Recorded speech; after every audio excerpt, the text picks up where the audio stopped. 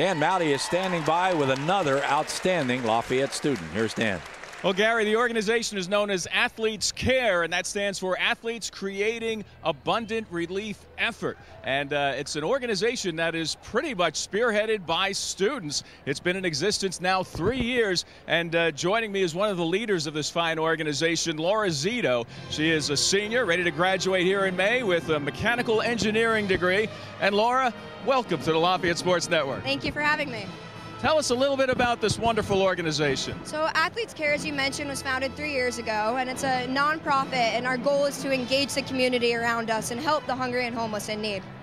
Fantastic. Now, what is your role with the group, and what kind of responsibilities does that bring with it? So I started with the team my sophomore year and was now elected board chairman. So I'm now the chairman of the board. Congratulations. And I'm just overseeing the different events, making sure we're staying as active as possible and always continuously growing.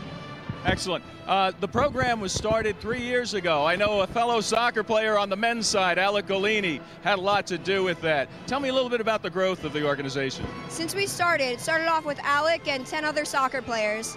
Now we have a board of 15 members and a helpful group of 35 other Lafayette students. And since, we've also expanded to 5 other schools, which has been huge for us since we're not only just helping Easton, but we're also expanding to other areas as well. Fantastic. And even here in the Valley, it sounds like you've spread out a little bit. I know there was a big help with the 6th Street shelter in Allentown that was a part of your organization. We've really been trying to help as much in this community as possible. On Thursday, we actually were at the Boys and Girls Club of Easton, playing with those kids. We have a program called Pause, pairing athletes with students. And what we do is we're pen pals with some of the kids at the Boys and Girls Club. So they got a chance to meet who their pa was, and it was really cool to see and play with them. That's really phenomenal. And some of the kids, of course, they're facing kind of adverse circumstances. Some of them are special needs kids, so it's a really heartwarming program there. One of many that it sounds like you're involved with. Tell us about a couple of the others, including, I believe there's one called Kicking for Hunger, that's now known as Ball for Hunger, and then also All or Nothing campaign. So our Ball for Hunger program is March 28th. The men's and women's basketball team is going to be giving a free clinic for anybody who wants to join, ages 6 to 13. And what we do is we ask for you to bring a donation of canned goods instead of paying to attend the clinic. 2 years ago and last year, we started Kicking for Hunger, which is how Ball for Hunger began, and it was soccer instead of basketball. And we raised over 5,000 cans for the Nazareth Food Bank. That's phenomenal.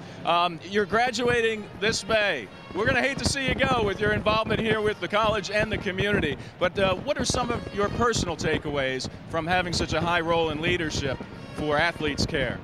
When I first came here, I was preached the whole student-athlete mindset of Lafayette. You get a great academic program and you get awesome athletics.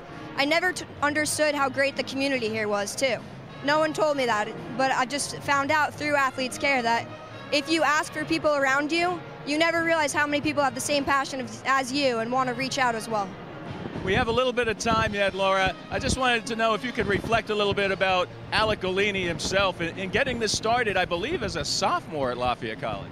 Alec really went on his own initiative there. He contacted a family friend who was involved in nonprofits, and that's how he got the whole 501 accreditation and brought it onto campus and really pushed other people onto it. People kind of laughed at him a little bit in the beginning. He wanted to start a nonprofit run by college students, and he did it. He pulled it off, and we've gone from 10 board members to 15 board members here, 35 students, and 5 other schools also helping us out, and have raised over $30,000. That's phenomenal. The schools, Boston University, Providence College, Stevens Institute, Wesleyan University, and most lately, Susquehanna University. Laura, great job. Thanks for joining us here. Thank you for having me. That's Laura Zito. She is a mechanical engineering major, graduate of 15, and 4-year member of the soccer team. Thanks again. Back to Gary and John. And Dan Mowdy, who is involved with international gymnastics, will not be able to be with us next week.